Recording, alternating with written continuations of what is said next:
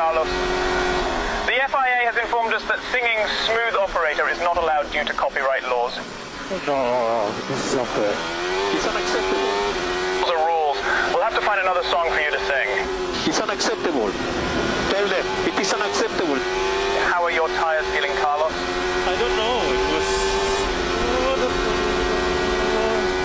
We have received a 5-second penalty for that.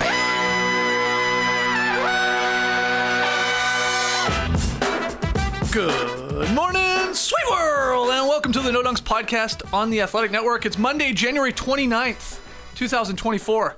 This month will never end.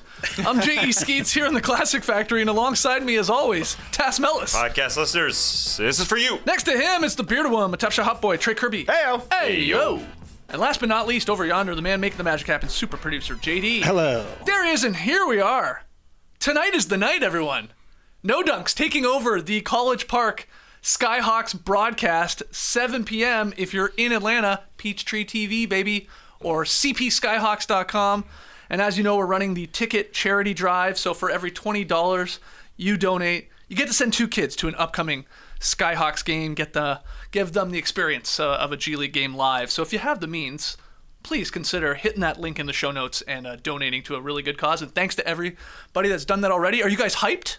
Are you ready for a little Kobe Buffkin in your lives tonight? I can't wait to be saying Miles Norris! I just hope we don't ruin the good vibes around the Skyhawks right now. This team is cruising. They're leading the conference in the G League, and then we're going to come in and wreck it all. Get our stank all over them. Hopefully We will not. be blamed if it goes poorly tonight. Yeah, I know. But it ain't gonna. No, it's not going to. So we're very excited. We'll be talking about that, I'm sure, on tomorrow's No Dunks podcast. Speaking of tickets, there's a few left for our live show in Indianapolis over All-Star Weekend, Friday night, the White Rabbit. Just like the game we'll be doing tonight, 7 p.m. start, baby. I don't know when Trey will be singing the anthem at our live show, but we'll check the rundown. And yeah, there's like 10 tickets maybe max left. You guys have been gobbling these up, so excited to see everyone there in Indianapolis. But if you're on the fence and you're going to be in the area and you want to come, get it now. They'll be gone, I bet, in an hour. Yeah, the 10 outstanding tickets. I like that You term. like that? They're outstanding. They're good. Buy them. Six outstanding. Uh-oh. As of Down to right 6. now, yeah, 6. VIP meet and greet packages? Gone. They gone. They gone fast. They went in about an hour. Okay, But well, yeah, 6 left. Good consolation here. If you can't come and join us in Indianapolis, get the merch. Ooh. Rep the show. Yeah. Walk around your town with your chest puffed out a little bit in this Indy No Dunks merch. Yeah. Look at this stuff. It's beautiful. This is some of my favorite stuff we've ever made with Breaking Tea. Go to nodunks.com or go to breakingtea.com and search for No Dunks. We've got the t-shirts, the crew necks, the shorts. This is all going to be limited edition stuff. I think you can only buy it up until maybe the show on that weekend. So have at it and go get yourself that. Okay, that's enough housekeeping. We got a lot to talk about because it's Monday.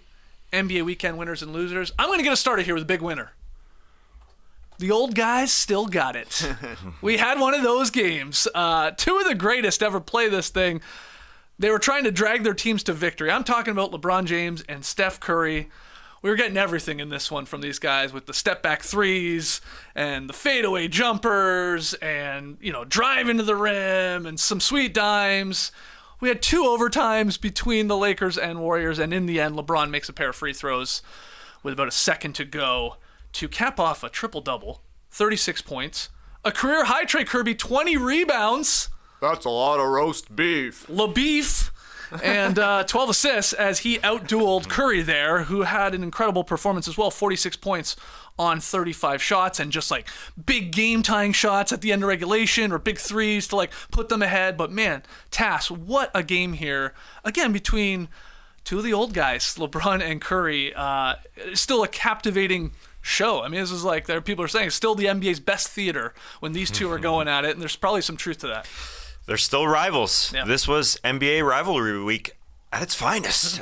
This was a great game on ABC to headline Saturday night, that's for sure. Yep. The Warriors got to be hurting a little bit. 2 straight games that seemed extremely winnable that went down to the wire, double overtime here, and against the Kings went down to the last second. They went to a new starting lineup. Draymond Green finally starting for the first time since he punched Jusuf Nurkic. It's been a while since he's been in the starting lineup. alongside the guys that they've been asking for, Jonathan Kuminga and Andrew Wiggins beside him. And to me, Wiggins looked as much as the old Wiggins, the good Wiggins that helped them get to a finals championship that I've seen in a long time. He was going right at LeBron as much as possible, trying to score on him. He blocked LeBron one great time. The best defensive possessions were like one time where he guarded D'Angelo Russell basically near mid-court for about 8-10 seconds, and that resulted in a bad possession for the Lakers because Wiggins was getting after it. Now, he could have won this game with 2 missed free throws, a minute and a half left in the fourth quarter. He did miss those, and he missed a shot, just a tip shot a little bit later, but 22 from Wig, 3 threes, a couple steals and a block, and the first time this new offense is starting together with Jonathan Kuminga, also 22 points, 22 from both of them to go along with Draymond Green, the guy who needs to be starting. They finally said, all right, you're in there, and it was really fun. But not enough. 2 games in a row, like you said, just coming up short. I mean, again, Curry, the heroics, like the game-tying layup at the end of regulation, putting 80 in the blender was pretty special. And then inside the final minute of overtime, he forced a turnover, then hit a massive 3. In the second overtime, he's hitting another deep bomb. But, it was LeBron, AD, D'Angelo Russell, timely 3s from this guy in overtime to get the victory. But your thoughts, TK? Yeah. I mean, the move at the end of regulation by Steph. Was it a Smitty? He comes like all the way underneath the rim, drags Anthony Davis out with him to about the free throw line, and then crosses over while dribbling back towards half court. That was crazy. You can understand why AD would be left in the dust. Great finish by Curry. He got the double bang in double OT from Breen. I thought that was great. And then, you mentioned it. D'Angelo Russell, he's having himself a nice little stretch here. Was pretty good in this game, 28 points. You did get the full D'Lo experience, I thought, in second overtime, 2 minutes left. Almost turns the ball over, somehow ends up in Anthony Davis's hands for a dunk. Then he does turn the ball over on the next 2 possessions, but it doesn't matter. He's still got the confidence to chuck the 3 from deep. Ice in the veins, absolutely, from D'Angelo Russell. He does not want to be traded from this team, and he's playing really, really well right now. And the Lakers need his outside shooting. They need his playmaking. They need somebody besides LeBron to do anything. But Draymond Green, I thought, was awesome. Plus 31 in this game, a double overtime game. And it was kind of the Draymond that has been missing since his suspension. Mm-hmm. He was quite animated. There's that great moment with Jared Vanderbilt calling for a replay, and then Draymond's like, yeah, you on a replay? I thought he was on point. The Warriors are finally starting all their best players, which I think is good, but they should start winning some games because they're in 12th place. 3 games out of the play-in tournament right now. These close losses are killers. Yeah. And I don't know how much just this first 45 games of the season just wears on them for the last part of the season. But if they're playing their best players, they're going to be playing better. And they will probably catch somebody in the play-in tournament standings right now. But it's just tough not to start Draymond Green and play him a lot. He had 11 assists in this one. Everything sort of goes through him. Back-to-back games with 11 assists, plus 31 in his minutes, as you mentioned, Trey, but just horrible when he sat. That's the problem. That's why they lost this game, is when he sat, they were ridiculously bad. But even though their schedule is kind of tough to coming up here, it's difficult. They still look a lot better. Like when they take on the 76ers, will Joel Embiid play on Tuesday night in a nationally televised game? They feel so much better because they are playing their best players, because they trust in Kuminga. And I think there is an effect, a trickle-down effect from Draymond Green to Andrew Wiggins, who looks like Wiggy a little bit. And because it's a Laker game, we have to talk a little bit about the free throw discrepancy. Steve Kerr, after the game, said, quote, "I might comment on the free throws that they shot, but my mom is here right now. And I want to be on my best behavior, so I'm not going to comment on their 43 free throws to our 16. Yeah, but you just did, Steve. I'm not going to comment on Steph shooting 3 free throws in 43 minutes. But you just did, Steve. Yeah, little tongue-in-cheek comment there from Steve after the game. But look, I mean, it is how the Lakers play compared to how the Warriors play. That is a glaring discrepancy. We've seen this, for a couple of years, obviously, with the Lakers, but definitely a foul at the end where LeBron was attacking, again, one of the oldest guys in the league, the oldest guy in the league, and just driving, barreling to the rim by guys half his age and way more athletic, and obviously hit the free throws to ice it. Yeah, I mean, you would love to see him make the layup and then knock down the free throw so it doesn't come down to free throws. But that's just how the Lakers are. They're in the lane all the time. Yeah. They draw a lot of fouls. They shoot a lot of free throws. And the Warriors are kind of the opposite. They're going to play more on the perimeter, and they foul all the time. That has been a problem for the Warriors for a long time, just like their turnovers have been. At this point in the Warriors era, they just can't overcome all of the tiny, tiny mistakes that they make. Yeah, and, as Marcus Thompson II wrote for The Athletic, I saw in writing about this game over the weekend, quote, "It will be a decade this coming February since LeBron's buzzer-beating 3 against the Warriors at the Oracle, and he debuted the silencer celebration and sparked this duo into must-watch theater." He's talking, of course, of LeBron and Steph. And, you don't want to take it for granted. You do not know how many more we have of these left in the bag. I don't want to get all KOC on you, but don't take these guys for granted. And these performances in these games, and it is weird where their teams are in the standings. It's like they need a 36-point triple-double from LeBron. They need Steph Curry to go for 45+. And obviously, in one of their cases, even that's not enough, as they try and drag their teams into play-in games or into the playoffs, or just to survive. But still, that was awesome stuff there on Saturday night. I love the fact that we had NBA rivalry week here with two teams that aren't rivals. I mean, yeah, LeBron is there and Curry is there, just to be able to say, our two best guys are playing here on Saturday night. The most popular sport in America, NFL, is, it's dwindling down. Hey, guys, come on over. Or at least if you're not watching right now, remember, your sport is ending now. Come on over soon. Look at this sport. Yeah, there were a lot of games. Listen, NBA rivalry week probably didn't get a lot of numbers per se, but they're obviously putting games on national TV just to push it as much as possible. Yeah. And it was, overall, it was good. They're trying to give juice to games in January. January juice. Yeah, just like they did with the in-season tournament. They're trying to do it a little bit, and it works to a degree. But rivals is a funny term, because the Nuggets were scheduled to play the Sixers. They played on Saturday. Are they rivals? Nah, but they're the best players supposed to be playing player against versus each other. player rival. Player rivalries. Yes. But not really. But yeah. Okay. Yeah. Anyway. Speaking of the in-season tournament, I did have a laugh because you're seeing in a couple of places LeBron has the first 30-20 game for the Lakers since Kareem Abdul-Jabbar. I saw Anthony Davis do it in December. 40-20. No, you didn't. But you can't find it on Basketball Reference. No, he it's didn't. not there. Disappeared. It's gone, man. It's gone. It's absolutely gone. All right, let's keep it going here. So that was a winner. LeBron versus Curry. Trey, who do you have on your list? I got the San Antonio Spurs. Okay. Welcome to the double digits win club, San Antonio. 2 wins over the weekend. They beat the Blazers on Friday. Victor Wembanyama, 23 points, 12 rebounds, 4 assists, 2 steals, and 2 blocks. Cool. The best stuff was on Saturday, though. They beat the Timberwolves in a back-to-back. Pretty nice. Victor Wembanyama in this one, 23 points, 10 rebounds, 6 assists, 2 steals, 2 blocks, and the tallest sham god in the history of basketball hit one on Rudy Gobert. Looked so smooth. The finish, ball never comes back to his left hand after he hits the sham god with his right hand, just flicks it up over Gobert. You see the over-the-top slow-mo video of it, and it looked to me like all of those House of Highlights videos that are going around of kids in their living room filming in slow-mo with a tiny basketball, and they're just doing the craziest shots and the craziest layups, and you're like, oh, this looks so poetic.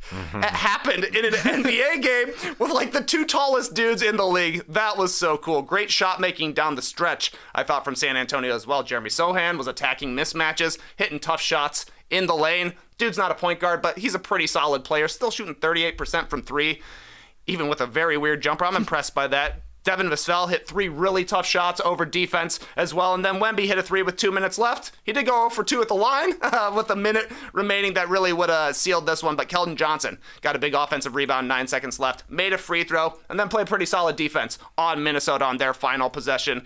Great weekend for the Spurs, I thought. Absolutely. I've watched that Sham God move probably 20 times. To do it to Rudy Gobert was extremely cool. To have a 7'5" guy do that was extremely cool against former Defensive Player of the Year, which was awesome. And the way he stepped into that three-pointer that he hit with a couple minutes left, he dribbled down and stepped into it. this guy can do it all. He's a wonderful, wonderful player, and Sohan has changed position from starting point guard to a wing, and it helps a lot. He gets after it, so the team is starting to look like more of a team. I'm glad you brought up Keldon Johnson, man. That guy's been on a milk carton this year. Yeah. I barely said his name. This guy was like on an Olympic team. He was scoring 22 a game, and he comes off the bench a lot of the times. The numbers have not been all that impressive, but played well down the stretch there. But just a guy, it's like, oh yeah. He's like still a 24-year-old, like young, promising guy, but it's like sort of got lost in the shuffle here this season, I'd say. And then, of course, we had once again a loose bat. The return of the Batyote. Yes. Amazing stuff. We've seen bats get loose in San Antonio's arena quite a few times in the past. Yeah. Manu Ginobili was on hand for this one, famously smacked a bat out of midair on Halloween, I think. Yep. And then this. We had the Coyote dressed in his Batman gear, running around like crazy. They gave the Batyote a long time to catch this bat. Totally. Is this the whole plan? Well, Nobody else came out. I didn't. People are also saying okay, so Wembanyama at some point, it's really early in the game, sees the bat, He's right? pointing. And then it feels like 20 seconds later, the Spurs mascot, dressed as Batman, is screaming out with the net to catch it. And everyone's going hold on. Is this all planned? Is this a complete bit? Do they unleash the bat for him to go get? It is. It's perplexing. I mean, maybe they saw it earlier, and I'm sure he just has to put, obviously a thing on his head in the back there. Just go to the back it happens really quick. But that's a great point. It's like, at some point, if you can't catch it, does he just, okay, sorry, hey, bye. Maybe later. Over, time to play again. But he got it. But did it take him that long with the actual fishnet in hand? It felt like 20 seconds that he had 3 swipes at it. Yeah. And he went, strike 1, strike 2, and then bang. Yeah. He hit it. He dropped the fishnet and walked off like he was dropping a microphone. I'm done here. That was nice. That was a nice moment. So it did feel a little scripted, a little staged. I know, but he did it, man. Yeah, they just know what to do. The world's largest bat colony, That's right. Bracken Cave, is just outside of San Antonio, which is why you only see bats at Spurs games. And maybe they have a second step to their plan. If the Batyote can't get it after 5 minutes, they call in the experts. I don't know. Hopefully we never have to get to that. They're going on their rodeo trip pretty soon where the rodeo takes over in San Antonio. Do the bats join that as well? Are they part of the rodeo? Do the bats bother the horses? Yeah. Is that what you're asking? Yeah. Do they ride the horses? That's Do one of they the jump events. on? You got to lasso a bat. Oof. That'd be tough. Yeah, very. All right, tough. so the Spurs, a winner of the weekend. I like good that stuff. one. 10 wins, man. 10 wins. Did it. Hey, there's some bad teams in this That's league, right. so they're not even the 5th worst team. Tass, who do you got for a winner of the weekend? I got the Indiana Pacers. They had 2 wins without Tyrese Halliburton. They beat the Phoenix Suns and then the Grizzlies, and they beat the Suns with Devin Booker scoring 62 points in that game. He scored 62, and the Pacers were still able to win. Last couple seconds, Devin Booker tried to win it. He had an opportunity. They inbounded him the ball. He actually fell and then got up, shot. Aaron Nesmith doing a decent job of being in the way, and he fell again. Booker looking for a foul call after falling again. I think they did the right thing by not calling it. But a while that they won this, and they won it because they beat Phoenix in the 4th quarter. Pacers just come alive. They get gritty. They won 28-17 in that 4th quarter. And I mentioned Aaron Nesmith because he was supposed to guard Devin Booker for much of this night. Booker scored 62. But Nesmith was trying. And that's why I bring up Aaron Nesmith, because he gets under people's skin. And that's what this Pacers team needs to balance their Tyrese Halliburtons and their three-point shooters. And he got under Devin Booker's skin so much that Devin Booker gave him an elbow below the belt. And right to the Hibberts. Wow. But he did say that it wasn't on purpose. But Aaron Nesmith was doing great things in this game. The 4th quarter, he had a great chase down block of Devin Booker, going from end to end where he was just following Devin Booker, then he blocked him, then he took a charge, 1:45 left. I just bring him up because I don't know how this guy got this good. He was sort of on the peripheral part of the Boston Celtics rotation for 2 years to start his career. Now with the Pacers, he's their starting small forward. But the guy that he gave it to at the end of this game to win it was Andrew Nembhard, who's taken over for Tyrese Halliburton. As he's been out, he had 6 straight points, 22 points, 8 assists overall.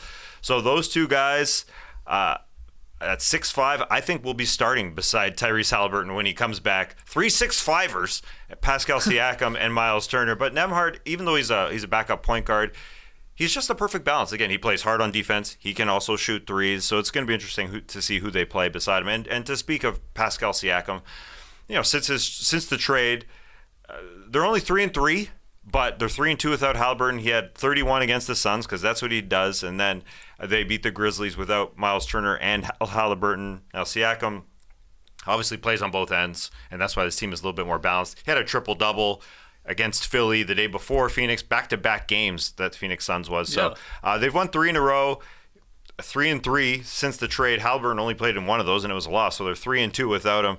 I called them a winner last week, coming off 2 losses. People were ridiculing me. What are you doing? The first 2 games after Siakam was traded, because they look great when they have their guys out there. When Siakam played with Haliburton, they've only played 1 game together, but they were awesome. They were like plus 26 when those 2 guys played together. So now it's a locked up 4-5-6 in the Eastern Conference. It's Knicks, Cavs, Pacers right now. Those 3 teams behind the Celtics, Bucks, and 76ers.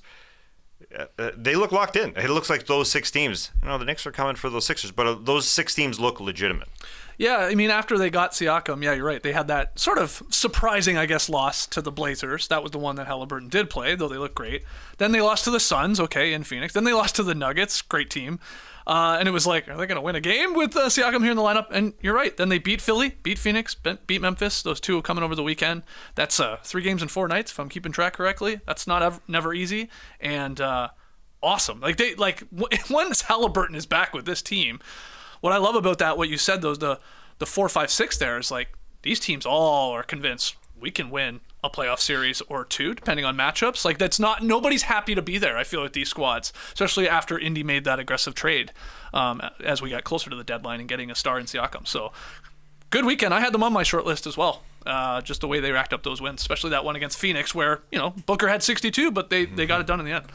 Yeah, the Pacers aren't ever going to be good at defense, but bringing in Siakam, with Nesmith there, with Nembhard getting some more minutes, they're at least a little bit more resistance, I think. They are 19th in the league in defensive rating in the past 6 games, basically since Siakam has been there.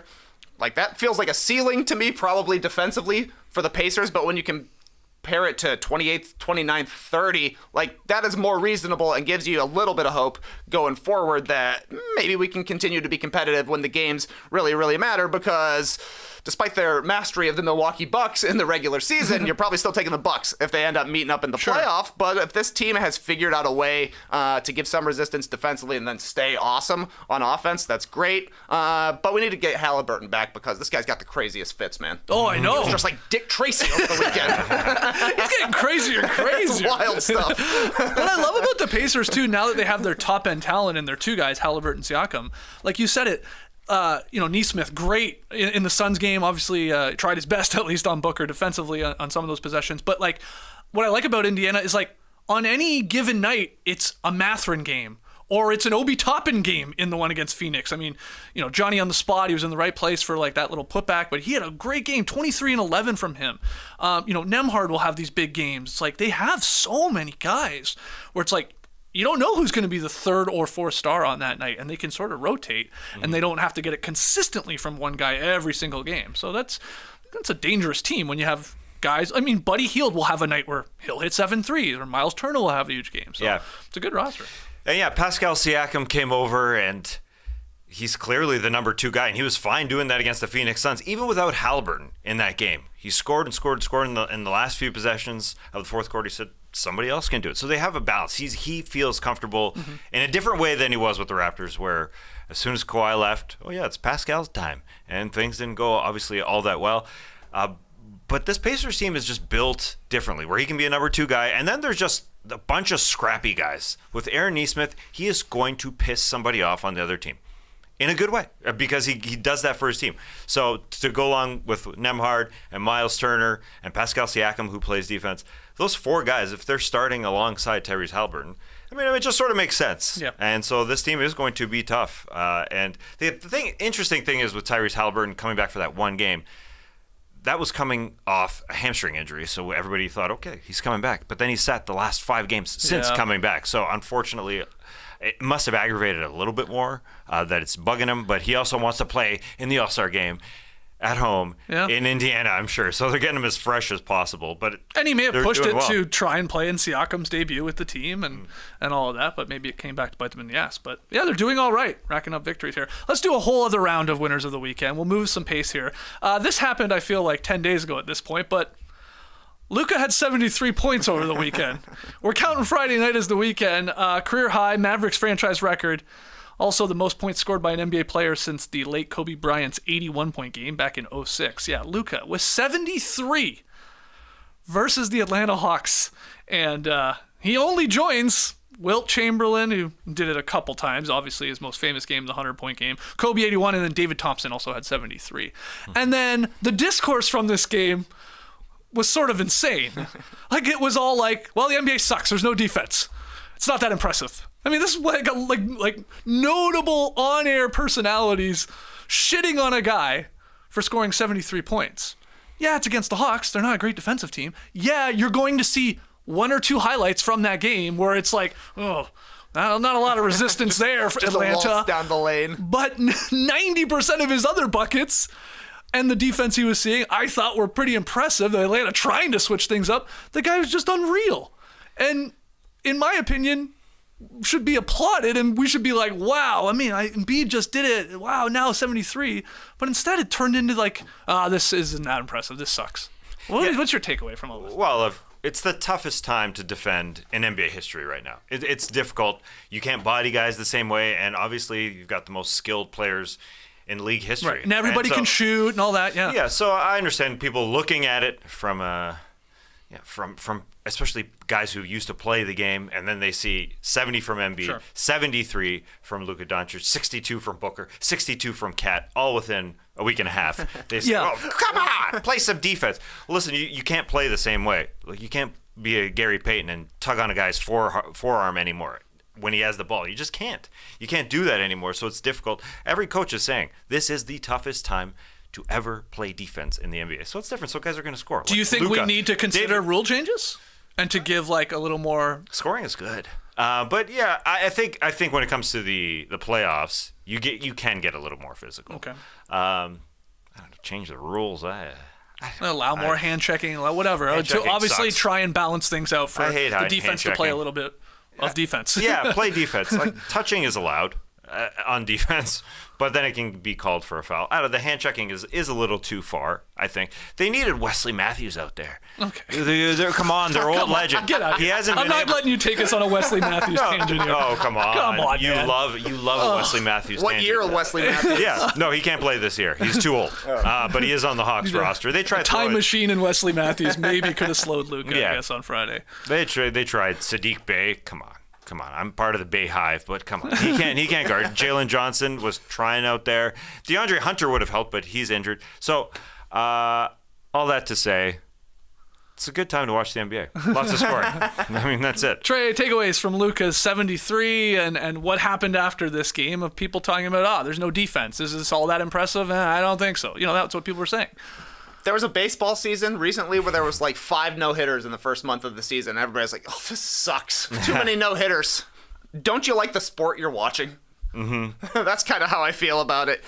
Yeah, it's weird that we had 2 guys score 70 in a week and 4 guys score 70 in a year, but that's 4 games out of how many that have happened. It is easier to score. There are more possessions. This guy missed 8 shots in a game, 25 for 33. Yeah. Some of it was bad defense, absolutely. There's the one clip going around where Luka gets Jalen Johnson on his back, and Jalen just basically walks into the rim. Yes. Hey, look, smart screen by Rashawn Holmes inside to keep Luka's momentum going there. But there's also so many plays where Jalen Johnson is almost doing too much defensively, jumping at every pump fake, every pass fake, and just being out of position. Luka was taking advantage of it and obviously was feeling it. He had, 65 through 3 quarters? Mm-hmm.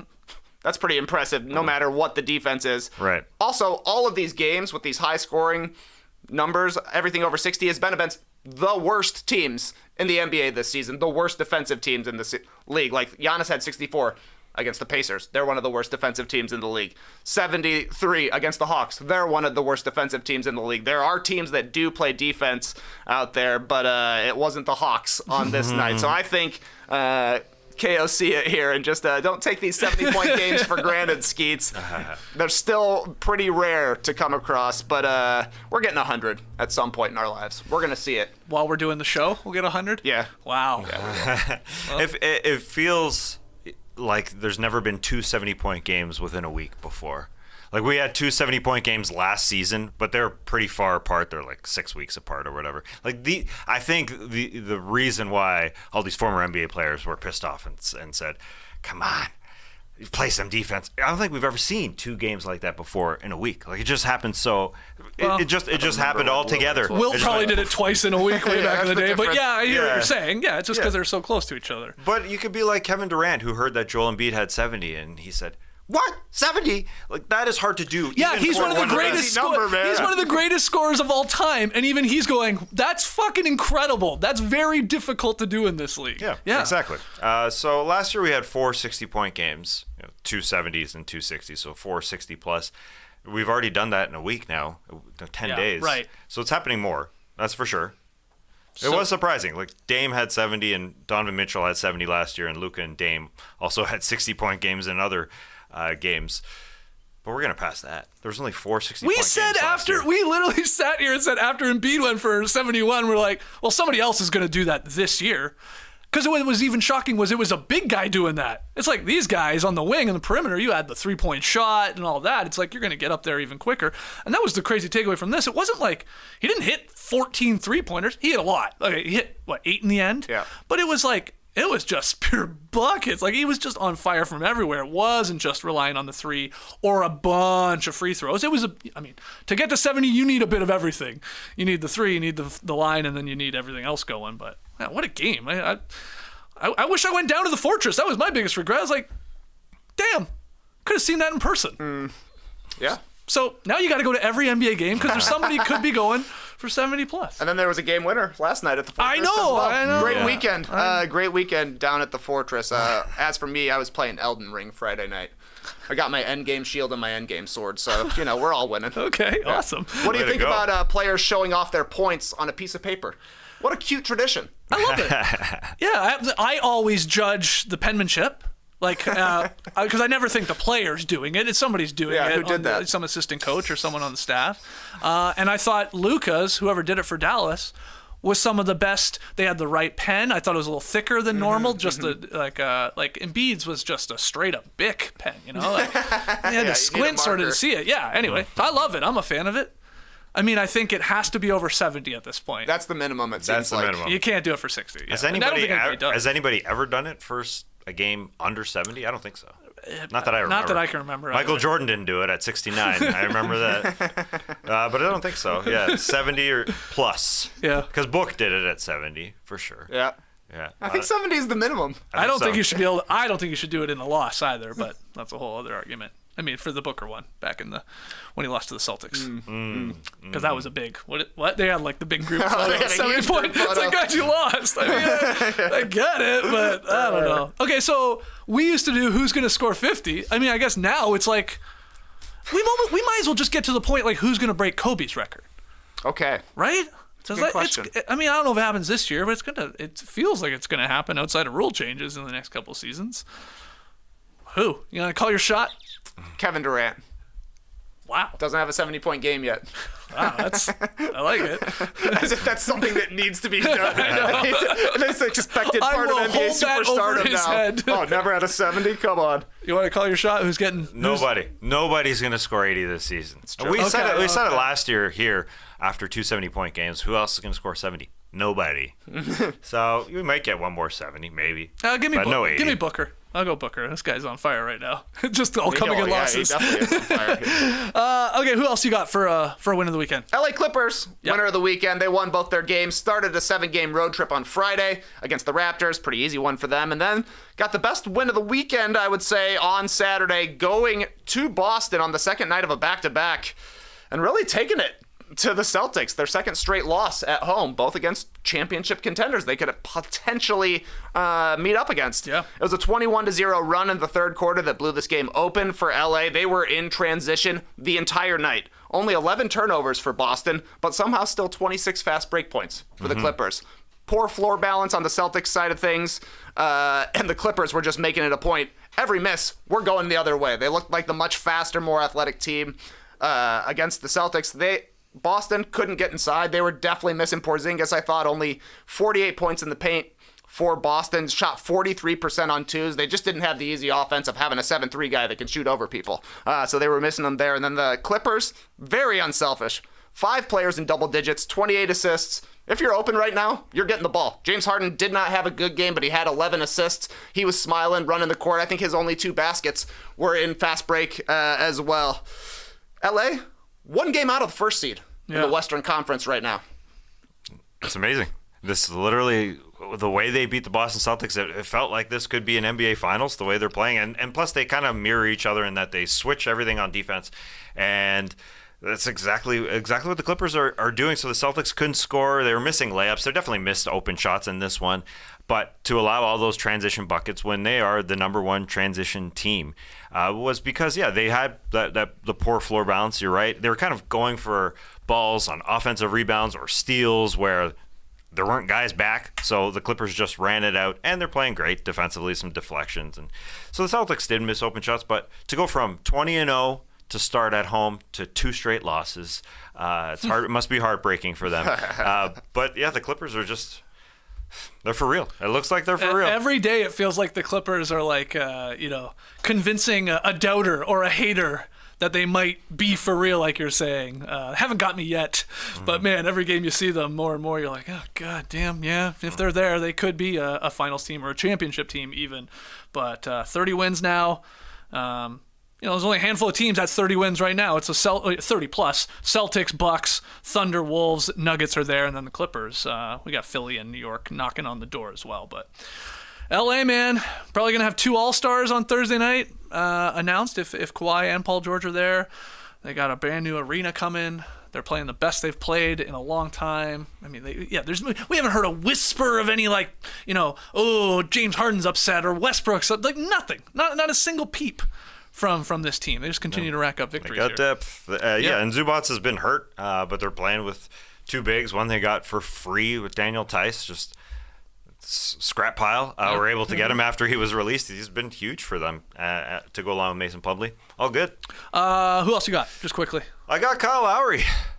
Because he's on vacation, baby. Okay, he's not actually on vacation, but he doesn't have to play basketball right now, which is awesome for him because the Charlotte Hornets made a trade for him. And they have said, Mitch Kupchak, their GM, said the team has no plans to bring Kyle Lowry to Charlotte before the trade deadline as he looks to get something in return. The Kupchak and the Hornets are looking to trade him for something. And if not, we're probably going to buy him out. So Kyle Lowry, that's a good life. Just gets You're to chilling. rest. Yeah, to get ready to be on a team that has playoff aspirations. That's where he's going to be. He's going to be not only playoff aspirations, but to be really good. Somebody will go get him. There's no doubt. He's had a good year overall. Obviously, he was the backup guard to a team that went to the finals last year with the Miami Heat, where he was scorching. He shot really well from 3-point line. So where does he go? Does he go back to be with his old coach, Nick Nurse, that he won a championship with in Philadelphia, take over Patrick Beverley's backup job? I don't know, maybe. Or the Lakers that everybody is wanting him to go to, where all the rumors go to. They almost traded for him years ago to be their starting guard. That could be it. Although Evan Turner, former NBA player Evan Turner, doesn't like the idea of Kyle Lowry going to the Lakers. He tweeted, "Kyle, do not go to the Lakers. They are trying to make you the fall guy. Think about your legacy." Relax, Evan Turner. He just wants to play basketball. He could be playing for a Lakers team that has LeBron and Anthony Davis that has aspirations of winning the freaking title. So if he gets to go play, if he gets, it starts to make sense when you watch D'Angelo Russell. Okay, you're going to be the scoring guy. Kyle Lowry will come off the bench and be the defender guy, gets everybody involved, plays defense. It sort of makes sense there, the way D'Angelo Russell is playing, because Kyle Lowry will be the third guy in terms of scoring when he's out there with LeBron, Anthony Davis. Anyways, it makes logical sense, and it makes sense to get rest before both, February, March, April to get ready. Yeah, he had a bad few games before he got traded. Oh, yeah. But this year he has been shooting 38.5% from 3. Like, he is shooting the ball well because he's a freaking champ and a potential Hall of Famer. So he's got it. He's got it made. Final winner of the weekend before we take a quick break. The Detroit Pistons. They stunned OKC. They beat them 120-104 over the weekend, handing the Western Conference leading Thunder their second worst loss of the season. This is the Pistons, and big part of it was Jalen Duren. 22 points, 9 of 13 shooting, a career high, I should say, 21 rebounds. That's a lot of roast beef. And 6 assists for him, which is he really wanted to make note of. I love that. He's like, yeah, I'm going to get 20 and 20s in my career. Will I have many games where I get 6 assists? Maybe not so much, but he played awesome. He had a career-high 9 of Detroit's 15 offensive rebounds. That was a big reason they won this game. But Detroit gets their 6th win of the season. I say they're a winner because it's looking very unlikely that they're going to set the all-time record for fewest amount of wins in a season, full season. The Sixers hold that with 9. The Bobcats have 7, but that was the shortened season. And win percent, loss percentage, whatever you want to look at it. Obviously, the Bobcats was the worst, but the Pistons are going to clear. I think they're going to clear 10 wins here. They're going to be okay in that department. And look, big game in the Nut Dust Bowl race too, because Detroit's at 6 wins. We got the Wizards at 8. Wizards did beat the Pistons over the weekend. That was a big one. And then the Hornets are still there. They have 10 too, as they're struggling as well. So it's still on, guys. It's a 4-game gap between your Pistons and your Hornets, and I'm stuck in the middle with the Zards. Yeah, but the Pistons are peaking. 3 wins in January. Yeah, Meanwhile, the Hornets are getting worse. They just traded Terry Rozier. They got other guys that are potentially being shipped out. It's coming down to the last season. Just imagine the players that are going to be playing for these teams in the last week of the season. Names we can't even come up with. Names you couldn't even create on NBA 2K. Yeah. They're going to get triple doubles in the last week of the season. Yep. Yeah, and the Hornets will probably trade basically everybody who is their quote-unquote best players other than LaMelo Ball on their team. Kyle Lowry's available, I heard. Yeah, Kyle Lowry's available. Gordon Hayward's available. Legend. The Peach Washington is available, but they look terribly bad in every... Peach had a big game this weekend. Yeah, and they look bad in every single one of their games, in all honesty. They're getting spanked. And they got beat by the Pistons a little bit earlier. Although, I will say that Brandon Miller looks good. Oh, yeah. And that's fun to see. Big but dunk. Jalen Duren looks awesome, too. He gets the ball in the mid-range. It kind of reminds me of DeAndre Ayton. And you think, what's he going to do? What's he going to do with that thing? But then he shoots it, and then he scores it. Not a comparison you want to hear, though. Hey, DeAndre Ayton is a max player. Have you heard? Yeah. But anyways, Jalen Duren is coming into his own second-year player here in the NBA. He looks good. Jalen Duren's got snow tires, though, for sure. Oh, absolutely. Yeah. He lives in Detroit. Yeah, you got to. He looks good. I'm a big fan of his, and that was a nice win and led by him. All right, we got to take a break. When we come back, we'll get to a quick batch of NBA weekend losers. Don't go anywhere. My New Year's resolutions have already failed. I got to switch it up, but not give up. I love craving my oral fixation with sunflower seeds, but I need a change. Here's a breath of fresh air. Fume. Fume takes your habit and simply makes it better, healthier, and more enjoyable. Fume is an innovative, award-winning flavored air device. Instead of vapor, Fume uses flavored air. And instead of harmful chemicals, Fume uses delicious flavors. You get it. Instead of bad, Fume is good. It's a habit you're free to enjoy and makes replacing your bad habit easy. Your Fume comes with an adjustable airflow dial and is designed with movable parts and magnets for fidgeting, giving your fingers a lot to do. It's a good unwinder. Its taste is surprising, all natural stuff. It is fun to widget with. It's a good weight. I like the feel. The wood feels good, feels cool to use. Plus, Fume's just released a magnetic stand for your Fume, so there's no more losing it around the house. Just magnetizes. Just like that. Doesn't go anywhere. I like that. It's not like a little Apple TV remote. You can't lose it. It's got this nice magnet. Yeah, those things are gone all the time. Start the year off right with the good habit by going to tryfume.com/dunks and getting the Journey Pack today. Fume is giving listeners of the show 10% off when they use our code DUNKS to help make starting the good habit that much easier. Okay, we're here in the Classic Factory. We went very long on NBA weekend winners, so we'll move with a little more pace here for weekend losers, or at least to fewer of them. Trey, you get us started. Who was your big NBA weekend loser? Julius Randle, biggest loser of the weekend because it feels like the Knicks are going to be losing him for a little bit of time here. He dislocated his right shoulder against the Heat on Saturday, driving to the hoop. Jaime Jaquez Jr. tries to take a charge on him. Randle doing what he always does, tries to finish over and through the contact. Tough fall, basically catches himself and dislocated his shoulder on the landing. So he's out tonight against the Hornets. Oh, yeah, baby. But we're still waiting on MRI results to see what the full extent of this injury is going to be for Julius Randle. I saw Fred Katz was getting very upset. People asking him for the results about the MRI. He said, I don't have it yet, people. I haven't seen the charts. I'm not holding out on you, but the info will be coming. The silver lining, I suppose, for the Knicks, they did beat the Heat in this game, used a huge fourth quarter run. Jalen Brunson, obviously great in this one. OG Anunoby was good. And then Quentin Grimes added as well, I thought, in the fourth quarter against the Heat. 12-2 now are the Knicks with OG in the lineup. Bad timing, though, I think, with Randle. Yeah. We'll see how long he's going to be out, but it could run into the All-Star game. It feels like he's on basically everybody's team that I've heard so far as an All-Star, so he could be an injury replacement kind of guy. And at least the Knicks have a few options if Randle's going to be missing some time. Most likely what happens is Josh Hart moves into the starting lineup, OG becomes the 4. Seems reasonable to me. They could start Precious Achiuwa alongside Isaiah Hartenstein for a big boys kind of lineup. Or maybe Quentin Grimes gets the start for shooting. I think it would probably be Hart since he was the guy that Tom Thibodeau loved until OG Anunoby showed up. But hopefully it's not too long of an injury for Randle, and hopefully we hear the results pretty soon. But I don't know. Those kind of injuries can be anything. It could be, he could be out for a couple of weeks, or it could be a John Morant and suddenly he has to have surgery. He's done for the season. We don't know. Yeah, hopefully not that for Knicks fans. That would be brutal. This guy's averaging 24, 9, and 5. You're right. He should be announced to another All-Star game. Whether he can play or not, we'll find out with the MRI. I saw, some of your Twitter doctors saying an injury like this, you're right, Trey, it's like it could be 3, 4, 5 weeks, something like that. On best case scenario, possibly. So he probably is going to miss the game. I just hope he's announced as still an All-Star with Jalen Brunson, and then there'll be an injury replacement. But, man, this guy's like an Iron Man. This guy plays through a lot of injuries. I know Tibbs talked about that, like whatever sort of ankle or wrist. Like he sucks it up and he plays. And you look at the games he's played, it's like, holy, yeah, he does. Yep. But this is an injury too severe where he'll be out for a little bit, I think, here, and we'll see if the Knicks can manage. Shams just tweeted, sources, Knicks star Julius Randle is expected to be sidelined for at least a few weeks with a right shoulder dislocation. Yeah.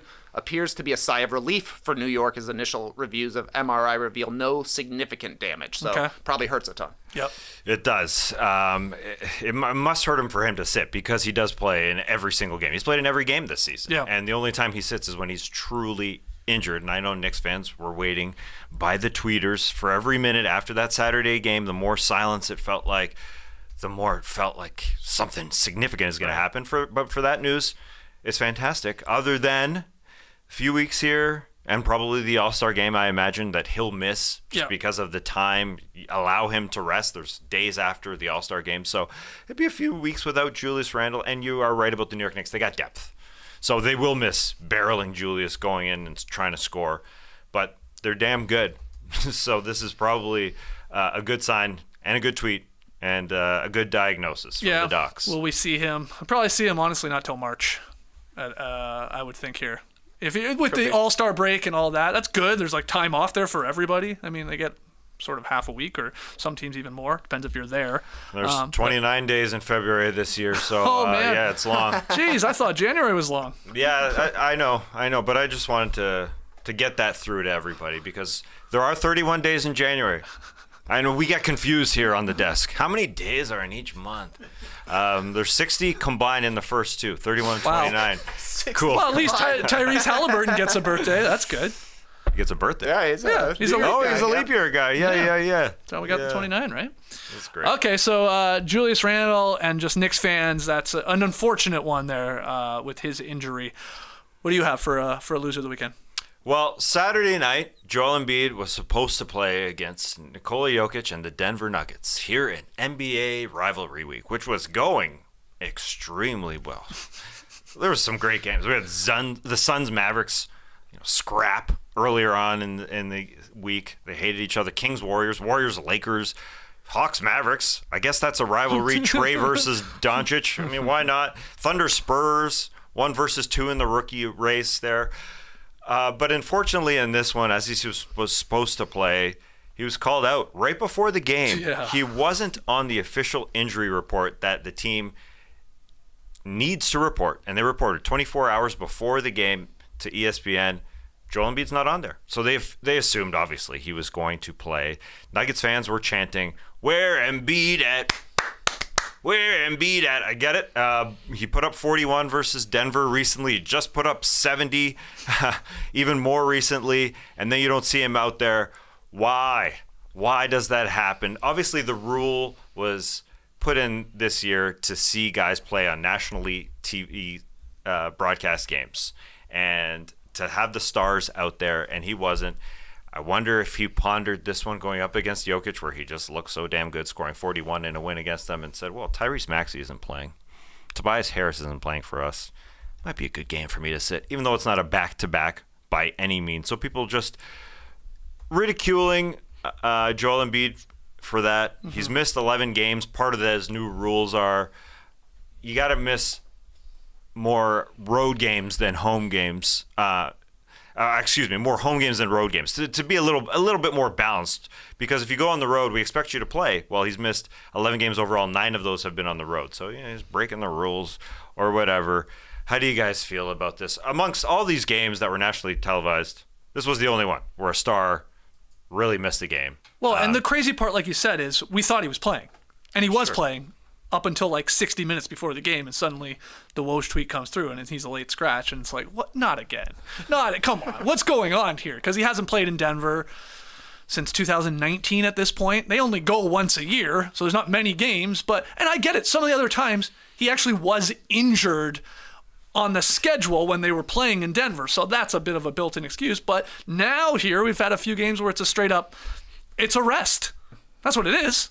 So it's is he just trolling at this point? It feels like it to me that him and the Sixers organization are like, no, you just keep bringing this up, but we're not going to play. I'm not playing against them in Denver. I don't get it. I mean, it's disappointing because the league sells this. It was on the list of like their number one game, rival week, Jokic Embiid, the guy that wins all the MVPs, these two, and then they don't even play because he's not there. So that's they market this league and these games on players. And that's why they want these star players to play. Yeah, super disappointing and just a bad look for Embiid. I'm not doubting it at all that he was hurt because he was gimpy against the Pacers, but he also played like 30-something minutes that night, was giving all indications that he was going to be playing against Jokic. Even Nick Nurse in pregame was saying, yeah, he's playing tonight. Maybe the altitude was swelling his knees. Perhaps that can have some effect on recovery. Certainly, but the fact that he wasn't on the injury report ahead of time is the weird part of it. He tweaks his knee against the Pacers. Just throw him down as probable. Throw him down as questionable, whatever you're going to call it. At least there's then breadcrumbs leading to him potentially missing the game because everybody just wants to see this guy play against Jokic. And we want to see it happen in Denver because Embiid has handed it to Jokic the last 2 times they've played, but they've both been in Philadelphia. Right. So, I don't know. I guess we got to wait till the finals. I really want a finals matchup where Embiid doesn't play in Denver between the Nuggets and the Sixers. He really is committed to this bit that he will not play in Denver, and the Sixers better hope they have home court advantage in a potential finals matchup. So weird. Yeah, and I wonder if the Philadelphia 76ers are fined.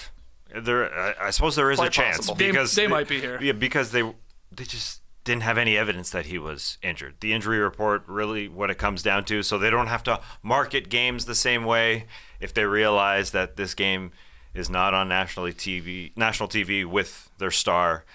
So yeah, there very well could happen that Embiid and his team get fined, although he's been awesome. He has been awesome, and his knee was bothering him. He has missed games this season because of that knee.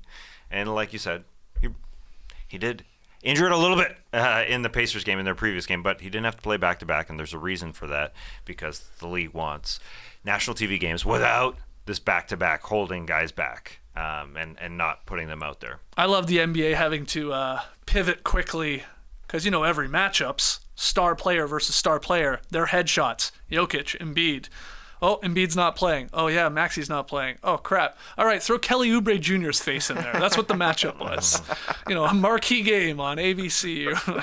It's a bad look. And just like you said, Trey, like, if we had known a little bit more, maybe that he was questionable, probable, and he's banged up, maybe people don't freak out as much. They still would have gone nuts, but, he was playing. We were making our lists. Rivals week. NBA had it. Everybody thought he was playing. He told Jokic after they played in Philly, see you in 2 weeks. It's like... You did see him. He was out there. Yeah. He did shake his hand with a puffy vest on. Didn't see him in a jersey. He didn't see him in a jersey. But I wonder how much Maxi's absence played a part into it, to Embiid thinking, all right, this is a good game to take off. Also, Toby's not playing. It's literally the worst game for him to take off if he cares at all about public sentiment and the league's reaction to it. It's the worst game to take off. But he's done it in the past, and guess what? He won an MVP. And he's not going to win. I mean, unfortunately, he's not even going to have a chance to win one again here because it's now looking very likely that he's going to come up short in the games played department, which means he won't be an All-NBA. He will not be an MVP. It's going to be so weird. It's going to be that the guy might finish the season 35 points a game and 12 boards, whatever, and he will be not on this if he misses a couple more, right? Because he's getting really close. Yeah, he's got to miss 7 more. Then he'll miss it. 7 more? I thought it was even less now at this point. No, it's 7. No, 7? Okay. He's got a window? If he misses 6, games, he's cool. Yeah. He's missed 11 games. Yeah, Okay. you got to miss 18, then you're out. Right. My weekend loser, the Phoenix Suns' fourth quarter play. Yes. They entered the weekend on a 7-game win streak, Phoenix did. And then we saw, this weekend alone, Devin Booker go for 62 against the Pacers. Then he had 44 versus the Magic. But Phoenix, including Booker, really, they went ice cold in the final 12 minutes of both games. Phoenix scored a combined 30 points over the weekend in those 2 losses in the fourth quarters. They had a 13 fourth quarter, and they had a 17-point fourth quarter. Sunday's loss, I thought, was specifically jarring, I guess. Phoenix went about 8 minutes between field goals in the fourth quarter against the Magic. Now, the Magic's defense, credit to them, they got all this length out there. They made it tough as the game went on for Phoenix. But Phoenix shot 5 of 18, 7 turnovers in a 13-point fourth quarter. And I mean, Booker did his part for a majority of the game and really just got little contributions from anyone else. Bradley Beal just couldn't stop messing with his mask. Completely taken out of the game because of this mask that was falling off, didn't fit. And then Durant, just 12 shots for KD. He had 7 of the Suns, 20-plus turnovers in this game. Bad stuff from him. But, Suns going ice cold in those 2 fourth quarters. And, again, they were coming in hot, hottest team in the league, and back-to-back L's. Booker is hot. He's averaging 50 points the last 3 games, while Kevin Durant is missing. Whoa. He can't. Yeah, come on. This is a joke, obviously, Kevin Durant. You can do whatever you want out there. You're a freaking master. You're one of the best scorers ever. He's averaging about 15 and a half over the last 3 games. Doesn't look like Kevin Durant. So it just looks strange for the Phoenix Suns. When it comes down to the fourth quarter and you've got all these talented players who can score, and they have for a long time. Any thoughts on Phoenix here? Yeah, they got completely outplayed by the Magic, who are not a good offensive team in their own right, though, it looks at least a little bit better when Franz is back alongside Paolo, but 5 for 18 in the fourth quarter for the Suns versus 10 for 23 in the fourth quarter for the Magic. That's not a team that should be out-shooting a team built around their offense like the Suns are, but the Suns have just been kind of a middling team in the fourth quarter here for the entirety of the season. 13-13 in clutch situations. They're in the bottom 5 of the league in field goal percentage in the fourth quarter because everybody knows what's coming. It's going to be an ISO for either Durant or for Booker. Maybe it'll be a kick out if you end up double teaming them. But that kind of comes down to, are they going to be able to make tough 2s? And that's just how it's going to be for the Suns. That's how they were able to take a couple of games off the Nuggets in the playoffs last year, hitting a lot of tough pull-up jumpers, but that's a risky way to live when another team can just shoot you out of the game with 3s. So I don't know if things will change for the Suns, but if they have hot shooting nights, they're impossible to beat. If they have bad shooting nights, quite beatable. Yeah, they hit 4 3-pointers in this game against the Magic, and they only shot 14. That's not a lot. Incredibly low for a team with a bunch of shooters. You're right. And again, I want to give credit to Isaac and Wagner and Powell. They're they're big guys. That's a huge team they can put up there. And then you got Suggs obviously doing his part defensively. So they are good. And they had a game plan you could sense. Like, yeah, run them off the line. Get them attacking. There's no Nurkic. It changes things, honestly, for Phoenix. But still, to only go 4-14, it's going to be tough to win game in today's NBA for sure. All right, we got to take one more break. When we come back, tweet of the night. So I've been in my house for a few years now. Naturally, Nora and I are starting to look around and think about things we'd like to change or maybe add. There's always a lot of talk about adding a fireplace to the front room. There's always a lot of talk about maybe a detached garage. There's always a lot of talk about an outdoor kitchen in the covered back porch. These are projects that we are talking about a lot, but hopefully going to achieve. And the things we build our future around are honestly things worth protecting.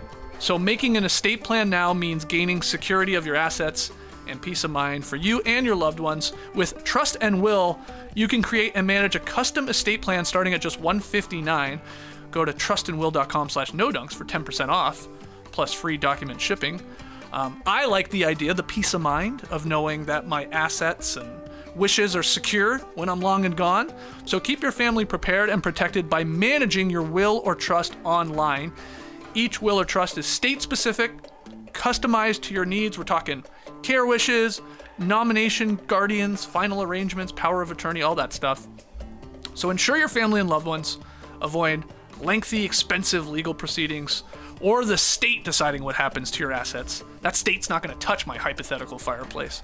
Trust and Will has made estate planning accessible and affordable. Secure your assets and protect your loved ones with Trust and Will. Get 10% off plus free shipping of your estate plan documents by visiting trustandwill.com/nodunks.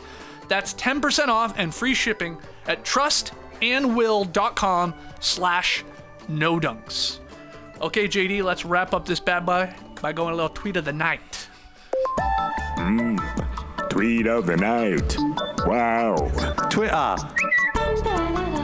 Yeah, simple tweet, because it's a pic from Trey Kirby, who saw Dillon Brooks wearing a gigantic winter hat over the weekend. And Trey just wrote, "Look at this hat." And Trey, could you explain, maybe paint the picture for our podcast listeners, what this hat looks like? Okay. What if you took a trapper hat and gigantified it as if you were buying it from a Six Flags amusement park? Right. It's just a standard trapper hat given to all Canadians at birth. But they gave Dillon Brooks the biggest one they could possibly find. It looks like it's at least a foot tall on the top. People are saying he outdid Melo with this one. Yeah, people have compared it to, this is like the big noggin version of the trapper hat. The noggin boss is branching out. Huh? Yeah, maybe. He looks warm. Yeah. It looks very warm. And Tass, did you have one of these hats back up in the Great White North? No, I didn't. Did you Canadians have No, one? I feel like JD has yeah, one I've of got these. one. Yeah, you Yeah, do. Got it upstairs. Yeah. That's cool. It's not as big. Not as big. Were you wearing not as big as this, but were you wearing a hat in the infamous photo of us recording a podcast in like a shipping container at All-Star Weekend? Very cold weather. I definitely had a hat on. It might have been that hat. I think you actually. did. It's, yeah. it's black trapper hat. Yeah, Yeah. I think you did. Remember how cold it was in that? I was not cold. My head was boiling in that hat. You were down here in the south? No, I haven't had winter? an opportunity. I may actually bring it to Indy. That's a great idea. Yeah, do it. Yeah, I don't think of that as a Canadian hat. I think of that more as a Russian hat. The Russians, it's cold there. They like to sport it. But Dillon Brooks, he's going for a look in every single photo that he takes. Go look at his profile photo on Basketball Reference. He's got his head tilted down just a little bit so his eyes are looking at you like he looks like a character from a horror movie. He really does. He's going for it. He's looking deep into your soul. Dillon's trying to be a guy. He's also, I mean, not that long ago, he showed up once looking like Stone Cold Steve Austin. Yeah, remember that? He showed up once in overalls and a Yeah. bucket hat with the no undershirt. He last April he was on the bench, and I saw people comparing him to Ice-T characters in the Play a Haters Ball from the Chappelle Show. Do you remember that look? Sort of like almost like vampire vibes to him a little bit, because the hair was down. Yeah, he tries everything. So. Yeah. And he put on a huge chain under this trap hat, too. Yeah. Like, that's a monstrous Is that chain. the big DB one that he? Big No. Doris Burke fan. Big Doris. I know he's got a giant blinged out DB for obviously his initials. Nah, it looks like it's from a bike. It's one of those standard, What about bike? What do you mean?